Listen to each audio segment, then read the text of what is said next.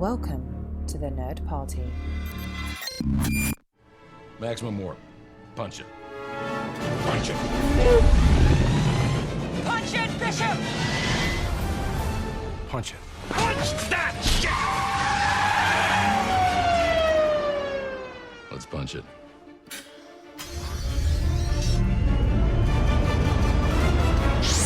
Hello there, everybody. Welcome to Punch It. My name is Charlene Schmidt. With me, as always, is... Tristan Riddell. Hello, Tristan. We are back for another episode of Punch It. I'm really excited about what we are doing, but before we get to that, we have a little bit of unfinished business that we need to take care of from last week. What is that?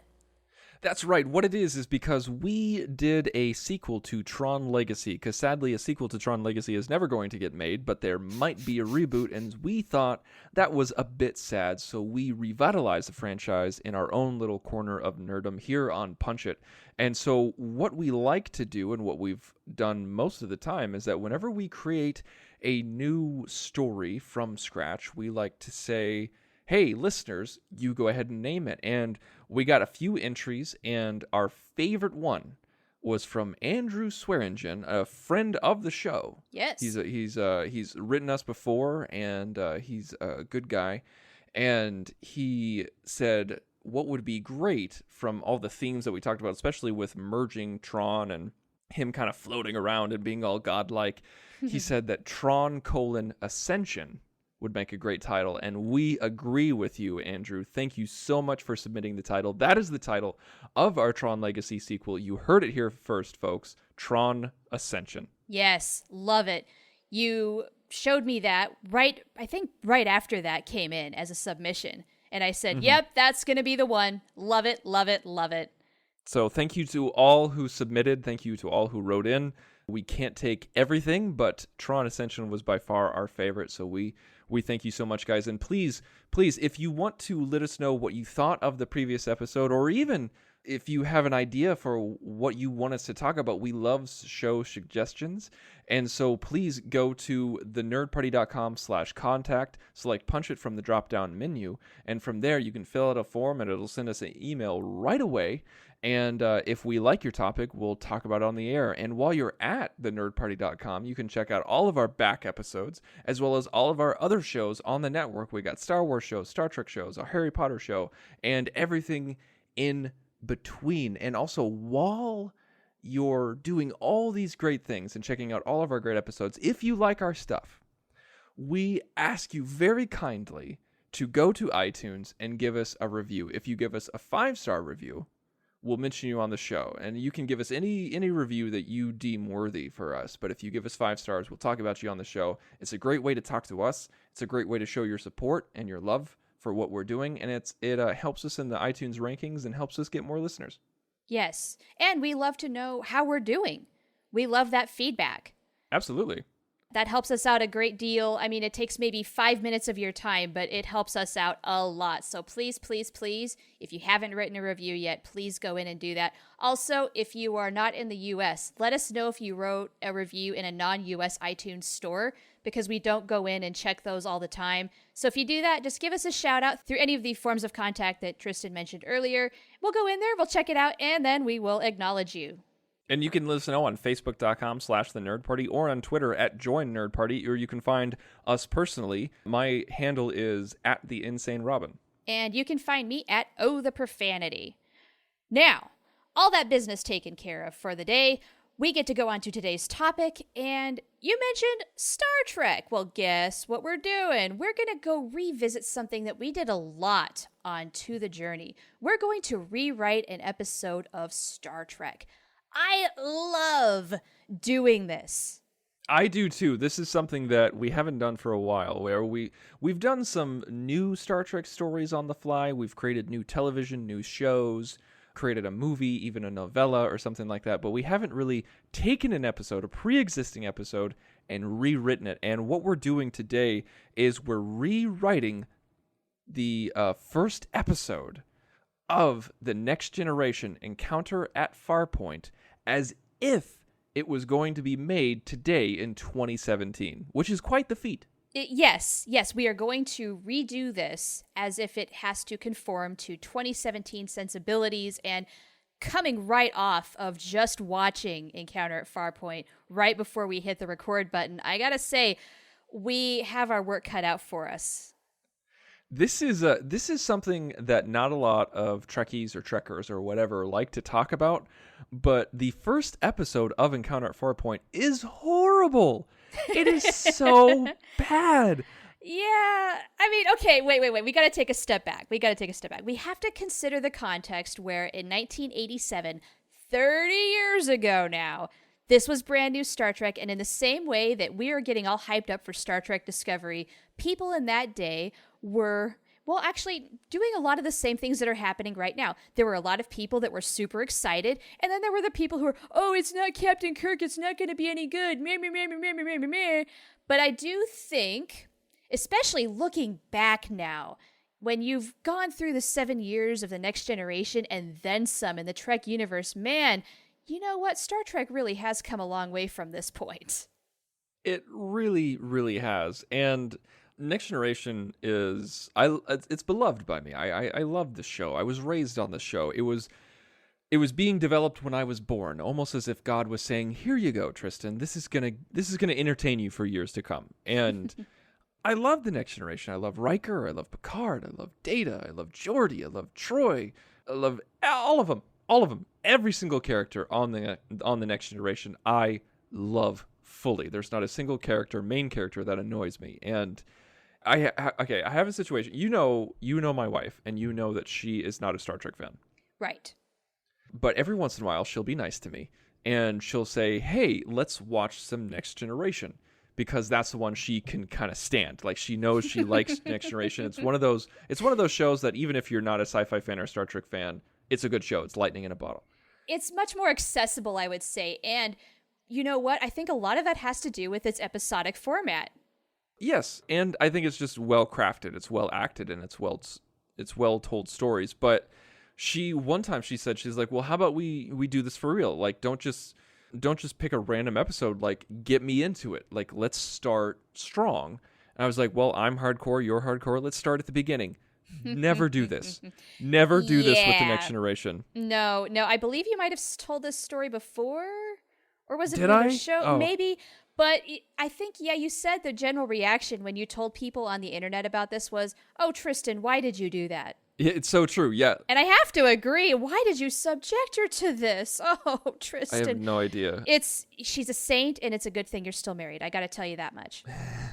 It really is that bad. And I think our mutual friend Matt Hansen will often use the Next Generation and its rocky start as an example as why we need to give shows a continued chance. We need to let them find its feet and build.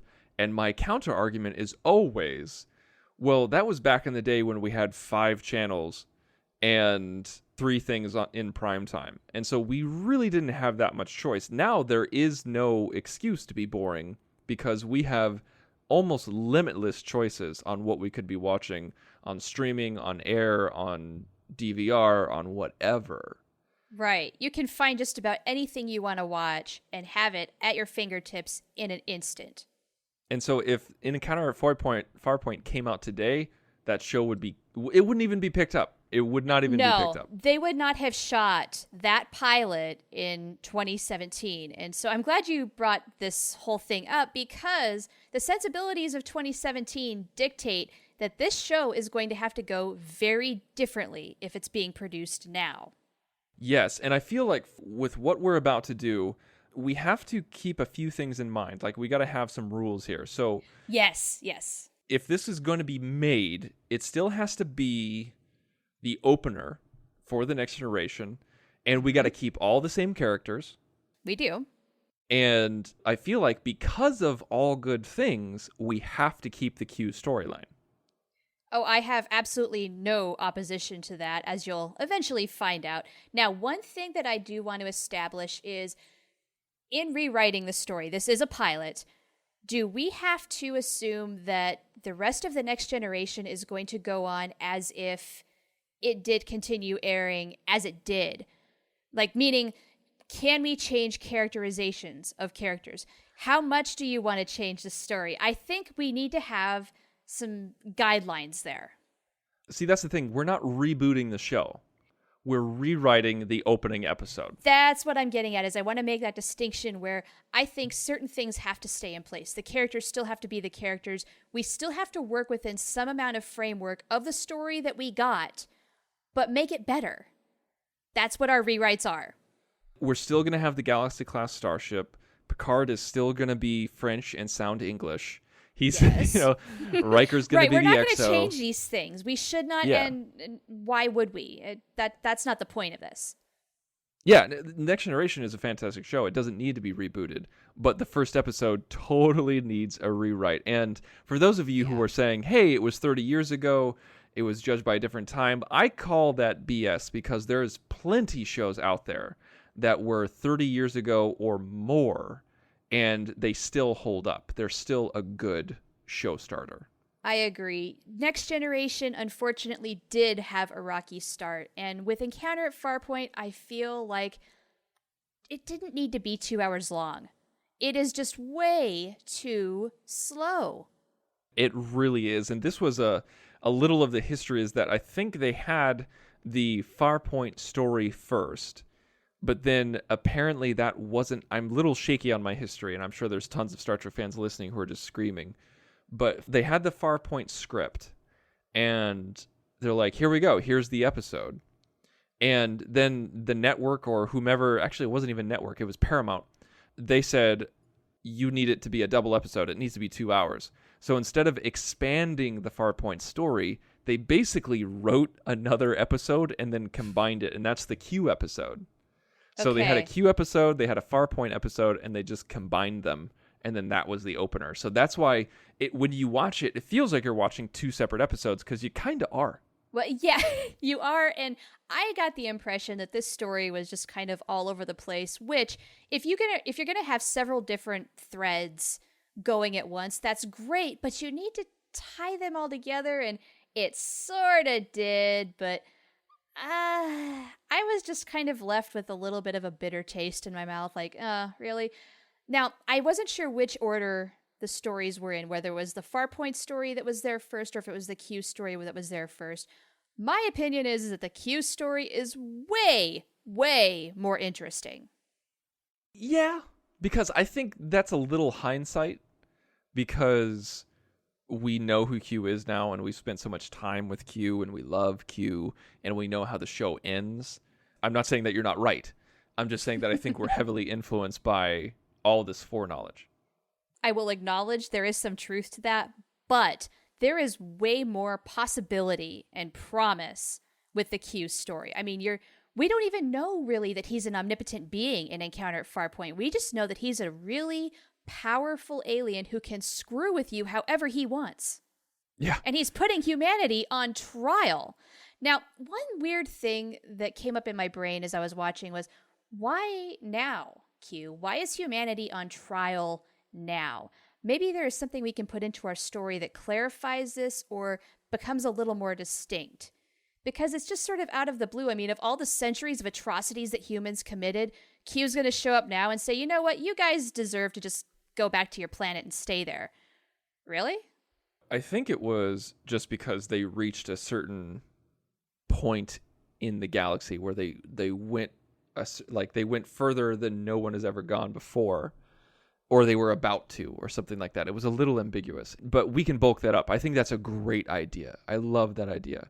Yeah, can we please give Q a reason? And then maybe we can tie that into something a little more, not interesting, but maybe just a little more connected in terms of humanity's trial. What test do they have to pass for Q to officially go away, at least for this episode? Now, so are we starting? Are we gonna go forward? I think we're starting to write. Yeah, I think we're already in it. Let's just keep on going. All right, so let's go ahead and erase the whiteboard. Oh, I already did that. It's done. Don't you see? It's squeaky clean. Oh, it's so there you shiny go. you can't even see. It's just blinding you. Okay, so I love your idea of bulking up why Q is there. I think that's absolutely necessary. One thing that I always wanted to do was, I know we got this. We've never really gotten this before. like, we definitely didn't get it with the first episode of TOS, or even the first episode of TOS, or Deep Space Nine, Voyager. We got it with Enterprise. I want to see Picard get his assignment. Ah, well, you mentioned this when we were writing our Captain Garrett idea, where she gets her assignment and we kind of outline the terms and conditions of those circumstances. So you want us to see Picard get the Enterprise. That's, I think, a pretty fascinating idea, just because we have not seen it. Right, yeah, like, we've never seen it, we've never heard about it, it's never been referenced, and it's this side of Starfleet that we're not exposed to that much, and it's something that always fascinates me. And we've seen them pull out the captain's chair for Riker a lot. Uh-huh. And it's really just a vague reference of, oh, I was offered, that position, I've decided to turn it down. We've never seen the formal, what is it? Is it just a letter? Like, if you're out in the field, I'm sure it's just a communique. If it's super important and you're in the sector, are you brought in? Do you talk to Starfleet headquarters? How does it go down? And I want to find out. That is, I think, a fantastic idea. Because now I'm curious. I want to know. Yeah, are you in front of all these Starfleet brass? Are you being grilled? Is it just a simple communication? Circle yes or no. Do you want command of the Enterprise? Because you did such great work on the Stargazer, and then you hit yes or no, and they say, okay, report to wherever, Utopia Planatia at 1400 hours on this date. I mean, really, is that it? We do not know. So shall we outline that? Do you have a preference as to how this happens, or do you just want it to happen? Like we say, this happens. I don't necessarily have a preference per se. Like, I'm trying to think, because was the Stargazer right before the Enterprise? Oh, boy, you are testing the limits of my Trek knowledge here. It's a little rusty in this respect. So if this was ever in there, man, it's been a long time and I do not remember it. I want to say the Stargazer was a little further back, because that was an older looking ship. It was an older looking ship, but I don't know. I'm thinking. Yeah, I'm not sure either. Memory Alpha. Yeah, well, it says right here. Okay. So, like, in 2353, Picard was on an away mission when he saved the life of one team member at the expense of another. Jack Crusher was lost in the line of duty. So, in 2355, the Stargazer was seriously damaged in a battle with an unknown enemy vessel, later discovered to be Ferengi, and yada, yada, yada. He was forced to abandon the Stargazer. So, in 2355 is when he was forced to abandon the Stargazer. Okay. And he didn't get the command of the Enterprise until 2364. So there is a significant amount of time there. So there's 9 years Yeah. in between. So what did he do in those 9 years? Yeah. Was he commanding another ship, or was he on Earth? Was he working on the winery? I think in order to get the most prestigious captain's seat in the Federation and Starfleet, he had to have proven himself beyond Stargate. I mean Stargate. Oh my gosh, Stargate. Beyond Stargazer, because he lost that vessel, so he's not going to go from a court-martial to getting the Galaxy class starship. No. I say I don't think we need to focus on it too terribly much, but let's say maybe he was on an Excelsior class starship. Something. Maybe he was on something like that, where, I don't know, the USS Beijing, just something random. Something, yeah. And it's something that we've never heard of before. And he just was an awesome captain. And so... Do you suppose that Picard was also honing his diplomatic skills at that point? Because we know eventually, Enterprise D, they're hauling around diplomats all the time. Picard himself is much more ready to talk things out rather than having to fire the phasers if he doesn't have to. What if we kind of tie this in to our own Enterprise C show and our Enterprise C canon, where he's on the USS Beijing and he negotiates peace between two warring factions, and no one thought it was possible. And so Starfleet and the Federation are so impressed with Captain Picard that they say, listen, we're building a new enterprise. It's going to be the D, and this is going to be the flagship of the Federation, and its core mission is exploration. But we need someone who we can trust, someone who can seek out new life and new civilizations and boldly go where no one has gone before and make sure that they don't shoot first. And so we tried a diplomat in the Enterprise C, and that averted a war. So we want to do it again with the Enterprise D. What do you say? And you're getting a brand new Galaxy-class ship, just the most state-of-the-art thing that we've got right now. What do you say? I like it. That's the big thing. It's just like we're on an Excelsior-class starship, and he's in the thick of it. Picard, like, this is the opener. Picard is in heated negotiations. People are screaming at each other, and he calms everybody down, and it's a passionate speech right off the bat. Like, that's the first thing that we see Picard doing. Yeah, with Patrick Stewart being such a classically trained and Shakespearean actor, man, he's going to eat that up, and that would have been, such a powerful way to introduce the captain. Whereas Picard, I think, in Encounter at Farpoint, he comes off as kind of like just a little cold, a little cerebral. Mm-hmm. We don't really get to know him that well. We just learn that he doesn't like children. Right. And he pulls it off. He goes back onto the bridge, and he's like, okay, I'm going to make a report to Starfleet. And he does. We find out somehow that he needs to report back to HQ immediately. What if he gets recalled to Earth because the Enterprise D is near completion on Mars? They want him to report back. Say we do that, okay, and he's going to Earth. He knows that he's got to think about the Enterprise. Maybe they're trying to lure him in a little bit and show it off. Like, look, you can tour the ship. One thing that Encounter at Farpoint does is it tries to show off some of these fancy features of the Enterprise D, like the holodeck, the saucer separation. I mean, even the opening shot is this nice overhead view of the saucer as it goes underneath the camera. And that's all well and good, but maybe we can kill two birds with one stone, where we show off some of these features while also learning a little more about Picard and his background, talking with Admiral whoever. I like that second part, but I feel like we kind of rushed over the first part. Okay, sorry.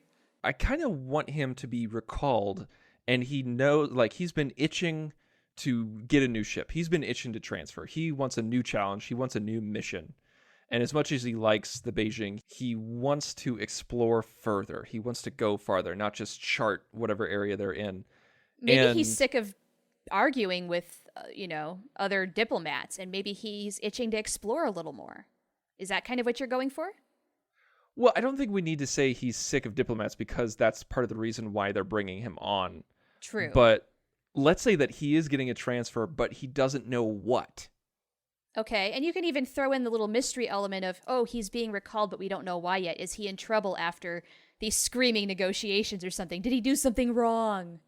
I love that part. Like, he's like, maybe I took it too far. Maybe I insulted the diplomats too much, or the heads of state too much. Right. Maybe he was a little too ballsy. What if he gets there and he talks to the admiral, and they're like, we're going to give you a new ship. And maybe Picard's like, I've been petitioning to get the USS such and such. And they say, like, you're not going to get the such and such. And he gets a little perturbed. He gets a little angry. Maybe that also worries him even further, thinking, okay, is this about those negotiations? Because I do know that I took a risk. And they said, yeah, and we liked it. So that's why we're not giving you the USS Hood or the Farragut. We're giving you the freaking Enterprise. We're rewarding you, Jean-Luc. You start to hear the music. It builds a little bit. You start to hear the theme. And the whole audience knows, oh my God, he's getting the Enterprise. But of course, we knew that he was going to get the Enterprise. Right. And then they kind of say, do you want to see it? Well, of course I do. I do not know what that voice is. That was a weird Southern version of Picard. That's what that was.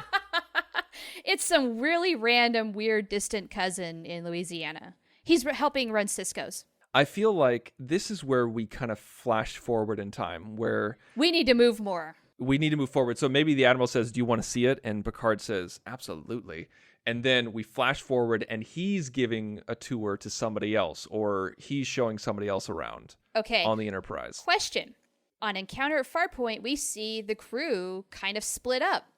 Picard, Yar, and Troy are together on the ship for a good while, but then Riker, Geordi, and Crusher are on the Farpoint station. Do we want to have the crew coming together sooner, or do we want them separated and then bringing them together later on? I think we have to keep them separate because in All Good Things, it's referenced that Riker is not on board. Okay. And neither is Geordi. All right. Okay, we can work with that, though. But I wanted to... But we can pretty much do whatever we wanted to. Farpoint, at this stage, Farpoint could mean anything. Literally anything. It's true. And honestly, there's a lot of Farpoint that just... It's just so I could easily just drop the whole thing. No, all that we're locked into is that they're going to a place named Farpoint Station, and Geordi and Riker are there. Right. That's the only thing that we're locked into. So Farpoint Station could be a station like Deep Space Nine. It could be a hole in the wall on a moon. It could be anything that we want it to be. Right. It doesn't necessarily have to be on this very outer edge of space and all that. Because if we're going to trigger Q in a different way, being on the outskirts of known space is not going to trigger that. And we don't need Zorn specifically. Like, we don't need anybody like that. Yeah, and I'm not much of a fan of the guy, so I'm more than happy to just drop him entirely. Okay, so we're on the Enterprise. Everybody's on there except Geordi, Crusher, and Riker. Yeah. So what's how do we get the view of the ship? Like, how do we get the tour? They gotta be... You know, there's that scene in Encounter at Farpoint where there's some random officers showing Riker how to basically use the Siri portion of the Enterprise. Hey, show me where the holodeck is, and it has a nice little directional arrows. We do not need to show off features like that. I think we need to be walking and talking. Now, we can maybe go through a couple of sets, and then, of course, I think we end with a nice big reveal of the bridge. What if it's Picard meeting Data for the first time? And Picard says, I wanted to show you the Enterprise myself because I'm very interested in what you can contribute to the bridge crew. Yeah, like maybe he just wants to get to know Data a little bit better. And so we can meet up with Data in engineering. So then we can see the engineering set and the cool warp core. And then they're walking through wherever, blah, blah, blah. And we establish a little more information. Like we learn maybe a little more about Data, aside from the fact that he is a machine. And I like the idea of like maybe they have a little back and forth about what the ship is and what it can do. And then maybe even Picard slowly realizes that he didn't need to tell Data any of this because he has true. Oh, that would be a great moment. Like he has everything devoted to memory. Yeah. Yeah. And Data just kind of, yes, sir. Yes. It's all right, sir. He kind of goes along with it. He's like, and I have not told you anything new, have I? No, you have not, sir. That'd be a great comedic moment. Fantastic. Yeah, and okay. it would give you, like, it would show that Picard he could be a little stodgy, like, because there does need to be some character growth. Like we're not going to be seeing season 7 Picard in season 1. Oh no, absolutely not. He doesn't need to have the stick up his ass that he did in the first season. No, not at all. We can bring a little more life to him, and I think scenes like this accomplish that and also gives us more as a viewer. Right. It's just more entertaining to listen to. We are learning about what's happening here. And then on top of it all, we do have the nice visuals of exploring the new ship and the oohs and the ahs and all of that fun stuff. So where we go from there, I think we need to kind of kick it in gear. We need to get the drama started. We need to get the storyline started. So I say before they meet Q, they actually get to Farpoint Station. I like that because it seems really disjointed that they encounter Q, separate the ship, then we cut to Farpoint, what's happening there, and then the ship realigns or comes back together, even though we know that they're not really completely out of danger. So that makes no sense. And then blah, blah, blah, blah, blah, blah, blah, blah, blah. Okay, now let's give it a little more, not linear order, but let's just make a little more sense. I'm with you on that one. So they make it the tour's going on with Data, And then we hear Tasha over the intercom, we've now arrived at Farpoint Station. What if the reason why they're at Farpoint Station is because the Federation is considering not annexing, but acquiring Farpoint Station and making it Deep Space 5? That's a thought. Just a random number that popped in my head. I know that Deep Space 5 was mentioned before, but whatever. Deep Space 6 It's then, fine. It can be any random number except 9. Yeah. And it's just, I don't know, that's why they're taking it there. Like, this will help them create a base of operations to go even further. Right. Like they need a new hub, basically. Exactly. And they don't want to build one. And it's already there. So cool. Let's negotiate. Let's get the paperwork done. There you go. Cool. Okay. So what is the crew doing there? I mean, are they doing these negotiations? Is Riker heading up? Is he a part of it? And then the other crew they were kind of dropped off because they know that they're going to pick them up en route. Yeah, I think like Riker was sent ahead of time to start negotiations, and Geordi was there to assess the technical situation. I mean, he's the helm officer though, because why would he be doing that? He's not the engineer at this point. I know. He just got dropped off, man, by the Yamato or something. Fine. Yeah. He and Crusher were just dropped off. Okay, but Riker is sent ahead of time on purpose. Yes.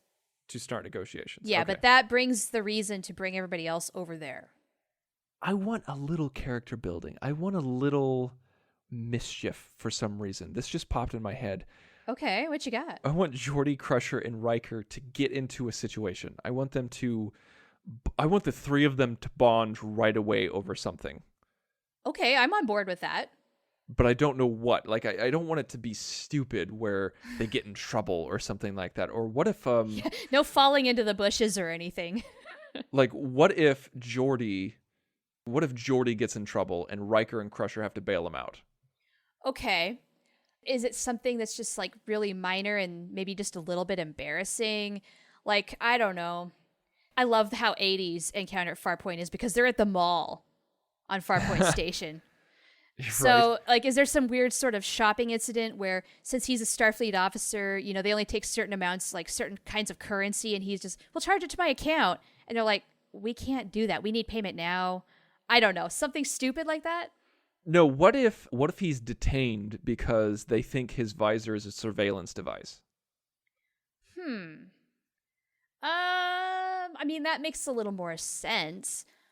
But because that way we're introducing who Geordi is, what makes him unique, and it also shows off Riker's suave talking out of skills, and also maybe Crusher can just like fly off the handle because she's just so what, like, this individual cannot see without his visor, and you're gonna take it from him and detain him, and so we get a little character building, or at least we see her character a little bit more, and we see Riker's character at the same time. I think you could even up her contribution a little bit because as the physician, maybe she's had to do a little bit of background reading on the visor and can spout out a little bit. And then that way she and Geordi can share a little bit of that dialogue where, look, this is a state-of-the-art instrument. He needs it, blah, blah, blah, blah, blah, blah, blah. And maybe Geordi is impressed with how much Crusher actually knows. And that's when she says, listen, like, I'm in charge of the well-being of everybody on this ship. And I make sure to know my patients as before ship I see CEO. them.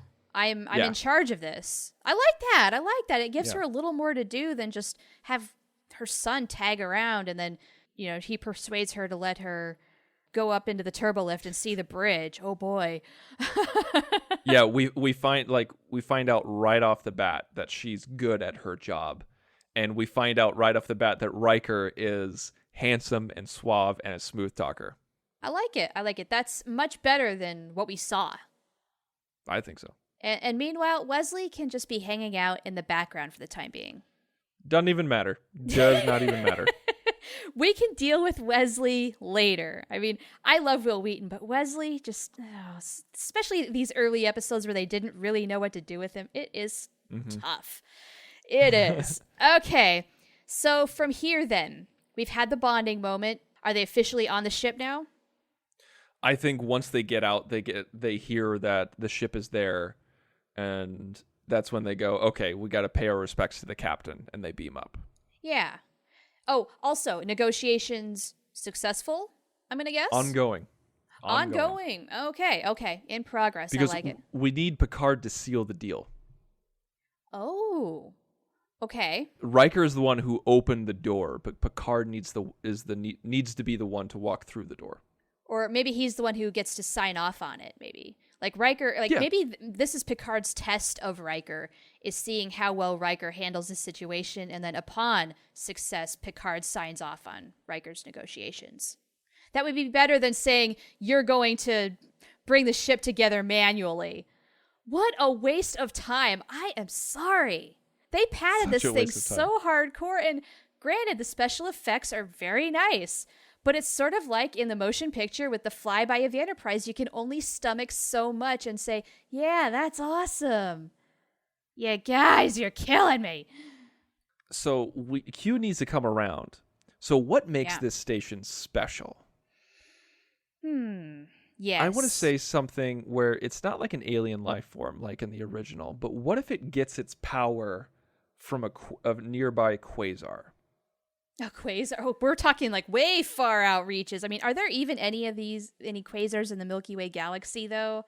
I'm thinking I don't know. Dude, I'm thinking quasars are way, way out there. Billions and billions of years, light years away. Voyager ran into one. They did? When? Yeah. Why do I not remember this? They ran into like a double quasar. Remember, like Catherine zoomed right in between them, and like it was during scientific method, and everybody was like, "You're crazy, Catherine." Those were quasars. I do not remember that. Oh my god, my memory. Okay, you know what? fill in technobabble. Okay, whatever natural phenomenon. We're just like, oh my god, that's so weird. And here's where I'm going with this. Tell me on this. Where I'm going with this is it's powered by something special, which is, in the spirit of the original Encounter at Farpoint. It is. But it's behind, like, whether it's a quasar or a weird nebula, whatever, I don't care. Whatever, it's something, some sort of sci-fi realistic thing that we've heard of before. And just do the tech thing, and the Okudas will figure it out. Exactly. And people are like, that is insane. Like, that's not possible. That's weird. And so when they go to investigate, that's when Q comes into the picture. Okay, and he says, I don't know, help me out. We're writing this together. Okay, well, I thought you had an idea. I didn't want to lose your train of thought. No, but like by them investigating that's what triggers Q. Like they shouldn't be using. Okay. Like the Federation shouldn't be using that as a power source. Or maybe they'll become too powerful, or Q has hold on this or something. I don't know. Okay, or maybe it is an unknown power source, and therefore they need to investigate it because they don't know what it is. So maybe it creates waves or something like that, and the space station really just somehow collects the waves, but they didn't have a Galaxy class starship who could investigate the source of the waves. Boom. Right, maybe with new sensors or whatnot, they're in tune with like a really fine frequency or something that no other ship has detected before. Something like that. Some tech that only the Galaxy class starship can. So he can actually say, let's see what this Galaxy class starship can do. And then that makes a little more sense as to why Q shows up now of any other time. And so now we have to connect some dots here.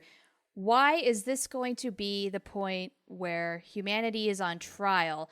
How are these two things kind of tied together? I'm thinking that, Encounter at Farpoint was a 2-hour episode. And I'm thinking with the first half of this episode, the first part of this 2-parter is them meeting Q, and then we see credits. Oh, you are wicked. I love it. And so I'm thinking maybe we should do part 2 next week. I knew that was coming, but you are not wrong because we are getting to our limit for our episode.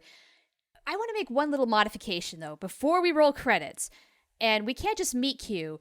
We have to maybe have a little bit in the courtroom. We need some danger. We need some imminent freaking danger where the courtroom is horrific and humanity is on trial. How are they going to get out of this? I think we need to maybe just spell that out a little more. Not just, Q shows up and, mon capitaine, temper. No, it needs to be, your butt is on the line and you're going to have to pass this, whatever test I throw at you, or else, I don't know, I throw you back to the Dark Ages or something like that. I like that. Like where instead, like it's not, well, meeting Q, it's not like he just appears on the bridge like an encounter at Farpoint. What if Riker, Data, and Picard are transported to the courtroom? I want the three of them in the courtroom. Ooh, and how about this? Everybody else is completely oblivious to the fact that they're even, maybe like for a fraction of a second, they're gone, but they blink and they're back. Yeah, we find this out in part 2, maybe, but a lot of time passes for these guys, whereas everybody else is, what just happened? Yeah, I always wanted Riker involved with a courtroom. So, actually, instead of he's going to raise his voice a little instead bit. Instead of Data, let's have Yar. Okay. We'll have Picard, Riker, and Yar. That's what it'll be. That sounds good. Well, I think that is a great stopping point for both our episode that we're creating, as well as this one, and we get to continue next week now and do part 2. Woo! We've got into a lot more detail than I thought we would. I'm super happy, and I'm really excited about doing part 2 next week because this encounter at Farpoint is going to get punched. Ready for warp, sir. Let's punch it.